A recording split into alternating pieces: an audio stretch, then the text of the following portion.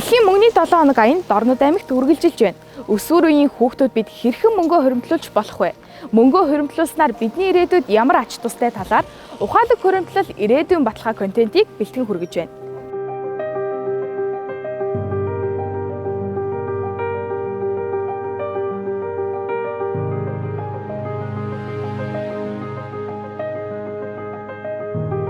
Монгол онгоцноос зарласан дэлхийн мөнгөний 7 хоногтой холбоотойгоор танаас хоримтлын талаар хэдэн зүйл асууж тодруулах гэсэн юм. Болно. Тийшээ суу.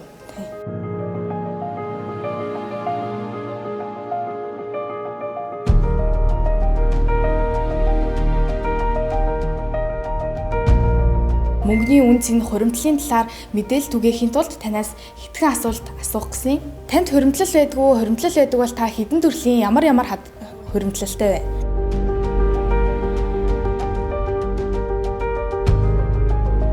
Мэдээж надад бол хоримтлал байдаг. Би 3 насны хоримтлалтай. За хүүхдийнхээ сургалтын төлбөрт хоримтлалтай. За үйл хөдлөх хөрөнгө авах зориулалтаар бас хоримтлал хийдэг. За мөн гэр бүлийнхаа хүрээнд одоо бас аялье гэж бас хоримтлал хийж байгаа. Тэгээ дээр нь бас ингээд хоримтлалынхаа ингээд нөгөө тоо төрлийг бас арай олон болгоё гэсэн бас бодол байгаа. За яг манай гэр бүлийн хүрээнд гэх юм бол 4 хүүхэдтэй, хүүхд тус бүртэй хүүхдийн хоримтлал гэж байгаа.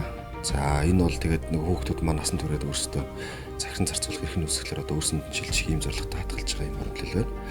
За хамгийн ойрын зорилго бол ханыг ховдоо нэг автомашин авах гээд хоримтлал үүсгээд ингээд бас 2 жил гарсан болж байна. Тэгээд одоо нэг хэсгийн хугацааны дараа хоримтлал маань бүрдчихвэл нэг шинэ автомашин авах гал бүрдүүлж байна да. Ер нь бол хоримтлалыг би ойлгохдоо ер нь эрсдлээс өөрийгөө урьдчилан сэргийлэх гэж ойлгодог. Тийм учраас одоо хоримтлалыг нэгдүгürt одоо миний хувьд цуглуулж байгаа хоримтлал бол ерөнхийдөө орон сууцны хоримтлал үүсгэсэн байгаа гэр бүлийнхаа хүнтэй хамтраад.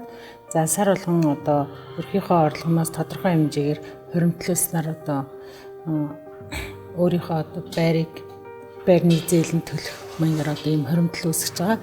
За мөн хүүхдийн хоримтлал хүүхдийнхээ одоо боловсрол зарцуулах хоримтлал бол үүсгэсэн байгаа. Та тэгээ өсвөр үеийн хүүхдүүд бидэнд хоримтлалын үн цэнийн талаар, хоримтлал хэрхэн үүсгэх талаар зөвлөгөө өгвөл?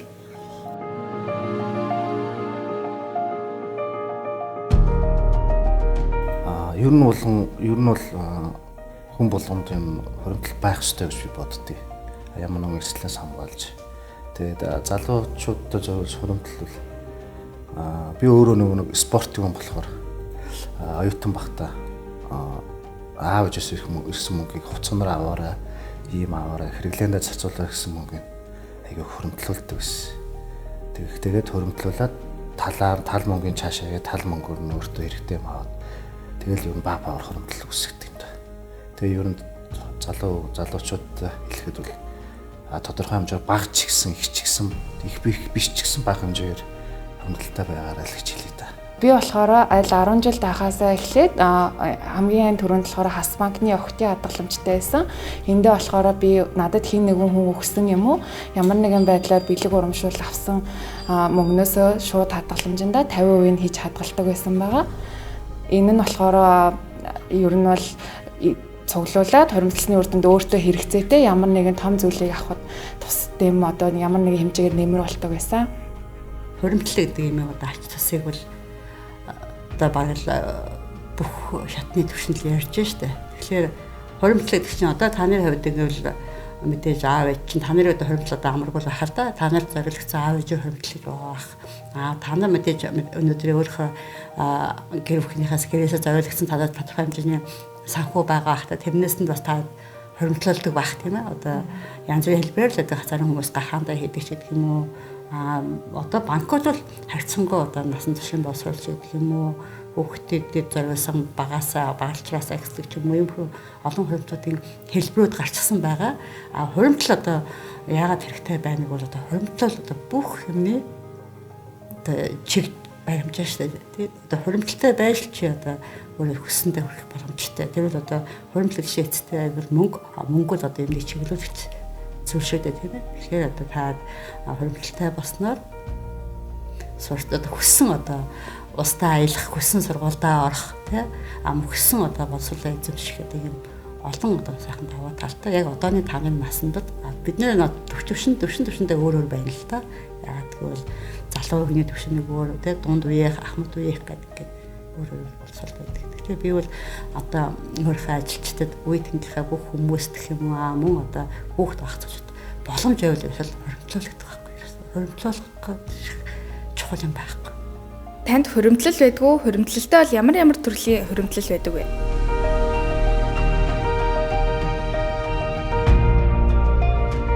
Хуримтлал байгаа. Хүүхдийн мөнгөний хуримтлал буюу хадгаламж байгаа. Тэгээ өөрөө хувьдаа санхүүгийн эрсдлээс хамгаалж өөртөө бас хуримтлал үүсгэсэн байна. Надад цалингаасаа хадгалдаг урт хугацааны хадгаламж байгаа. Мөн 2 хүүхэдтэй 18 нас хүртэлх нь хадгалдаг хадгаламжууд байгаа. Би энэ цалингаасаа хадгалдаг хадгаламжаа болохоор анх ажилд орсон цагаас эхлээд хадгалж хэвссэн байгаа. Хуримтлал байлгүй яах вэ? Одоо юу л хуримтлал вэ? Яагаад гэвэл хуримтлалаар одоо миний ирээдүйн штэ. Тэгээ одоо миний хувьд бол одоо хамгийн чухал хуримтлал маань миний одоо ирээдүйн үед баталгаа болсон. Одоо бид чинь өнөөдөр өргөцсөн нас ихэж яваа хүмүүс тийм ээ. Тэгэхээр өчлөг наснд одоо их жаргалтай амьдрах тэр хуримтлалыг би одоо их сайн ихээр хийж байгаа. Үе тэнгийн хүүхдүүд дүүнерт маань зориулж та хуримтлалын үн цэний талаар бид нар ер нь ямар төрлийн хуримтлалтай байвал илүү тохиромжтой болох талаар зөвлөгөө өгвөл ямар зөвлөгөө өгөх вэ?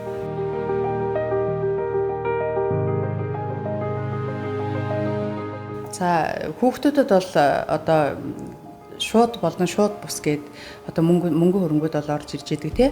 Тэнгүү шууд гэхээр одоо Монгол Улсын засгийн газраас хүүхэд болгонд одоо сар бүр 100,000 төгрөг өгдөг. Энэ бол тогтмол одоо мөнгө орлого тий.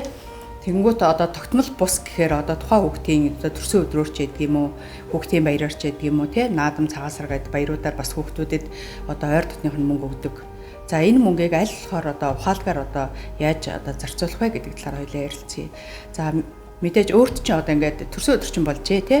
Ойр дотны чинь одоо хон одоо чамд 100,000 төгрөгийн одоо мөнгө одоо цугларчээ гэж бодъё. Тэгэнгүүт тэр мөнгийг одоо хоёлаа яаж одоо ингээд зөв зохистойгоор ингээд хуваарлах талаар болоо ярилцъя.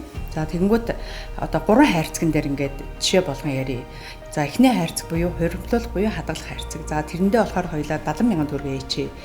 За тэгэнгүүт тэр мөнгө болохоор ирээдүйнхээ зорилгын төлөө тэр мөнгийг хадгална гэж бодъё. За дараагийн 2 дахь хайрцагт болохоор одоо зарцуулах хайрцаг буюу одоо тэр мөнгийг болохоор одоо тухайн хүүхэд одоо хүссэн үедээ тий өөрийнхөө хэрэгцээг хангана гэж одоо бодъё. За 3 дахь хайрцаг болохоор 3 дахь хайрцагт 10,000 төгрөг хий. За 10,000 төгрөг болохоор юунд одоо зарцуулах вэ гэхээр одоо бусдын төлөө буюу тий хуваалцах хайрцаг гэж үзье. Тэгэхээр энийг ингээд 70 20 10 гэж ярьж байгаа боловч те энийг бол тухайн хүүхдэд одоо янз бүрийн их багаар цуглаа шүү мэдээж те тэгэнгүүт тэр мөнгийг одоо яаж хуваарж болно тэр бол тухайн хүүхдийн одоо асуудал байдаг.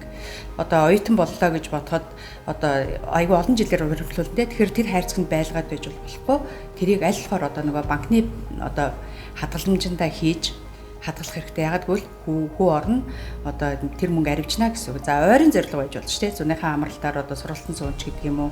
Нэг бол одоо эрэгтэй хүүхэд дугаа авч гэдэг юм уу тий. Тэр зорилготой хадгалахын тулд тэр хайрцагтаа бол байж иж болно. Одоо тэр зорилготой хүрсэн үедээ тэр мөнгөө зарцуулна гэсэн үг. Тэгээ ийм л арга хэлээ. Тэгэхээр ер нь бол одоо санхүүгийн хувьд маш зөв одоо боловсралтай байх, хоригдлол үүсгдэг байх. Ялангуяа гадаад ихтэй сургуульд Монгол эх орноосоо хол, аав ээжээсээ хол, ах дүү төрөл төрөсөд найз нөхдөсөө хол хинч чамд өөрт чинь тус одоо болохгүй, хинч чамд 5 төгрөг май гэдэг өгөхгүй тийм одоо орчин нөхцөлд бол өөрөө санхүүгийн хувьд бол маш зөв одоо зарцуулж байх шаардлагатай. Дээрээс нь одоо хоримтлалын тухай боловсрал маш сайн авсан байх ёстой. Хамгийн гол нь тэгээд тухайн одоо юу гэдгийг өөрийнхөө захиран зарцуулж байгаа тэр бэлэн мөнгө юм уу тэр хоримтлалыг үүсгэж байгаа тэр зорилго ач холбогдлоо аягуулсан ухамсарлаж байх нь их чухал юм байна. Тэгээ гол нь тэрний нөгөө нэг үр дүнгээс хамаарат ирээдүйн одоо юу гэдгийг олон одоо юу гэдгийг ажил амжилтын бас үндэс болох юм байна гэдэг нь бол харагдаж байгаа. Тэгэхээр ер нь бол хоримтлал гэдэг зүйл бол байх ёстой. Харин тэр тухайн хоримтлал нь тухайн одоо юу гэдгийг тавьж байгаа зорилтондоо хэдийн хугацаанд сар бүр тогтмол хэдэн төгрөгийн одоо юу гэдгийг хоримтлалыг орлогыг хийж иж тэр одоо зорилгыг биелэх үү гэдэг аюулсан төлсөн байх хэрэгтэй. Тэгээд тэрэндээ маш сайн одоо санхүүгийн сахилга баттай байх хэрэгтэй байна л гэж ойлгож байна. Хоримтлал гэж ярихдаа холбоотой бол хоримтлал маш олон төрөл байдаг. За жишээ нь 2015 онд төгссөн манангийн сурагчид маань за 2018 онд зурдаар манангийн шав одоо өнгөрсөн байгаа. За ингээд бүгдээрээ манай шавнаар ярилцаад за бид нар одоо найзынхаа төлөө юу хийж чадах вэ гэдэг одоо хэлэлцүүлэг маягаар хоорондоо ярилцаад за одоо удахгүй сургуулаа төгсөж байгаа дүүдэнд туслах хэрэгтэй юм байна. Сайн үлсийн анги зарлая гэд. За ингээд тухайн үед дүүн бол 9-р ангийн сургалтсагч байсан. За ингээ 12 дугаар анги төгсөхт нь сургалтын төлбөрт нь хувь нэмэр оруулах үз сайн үлсийн хаян зохион байгуулад мөнгө хоригдол үүсгээд дүүгийнхэн сургалтын төлбөрт мөнгө хандивлъя гэсэн санал санаачлагыг гаргаад бүгдээрээ одоо 3 жилийн хугацаанд маш сайн хоримтлалыг үүсгээд сая өнгөрсөн намар одоо ангийнхаа андын дүүд нь хоримтлал үүсгэсэн түүгээр одоо эхний жилийн сургалтын төлбөрийг төлж өгсөн юм сайхан үйл хэрэг зохион байгуулсан манай ангийн дарга маань удирдаад. Бидний бэлтгэсэн контент таны санхүүгийн мэдлэгт нэмэр болсон гэдэгт итгэлтэй байна. Ингээд мөнгөө ухаалгаар удирдах ирээдүгөө өөрсдөө бүтээцгээе.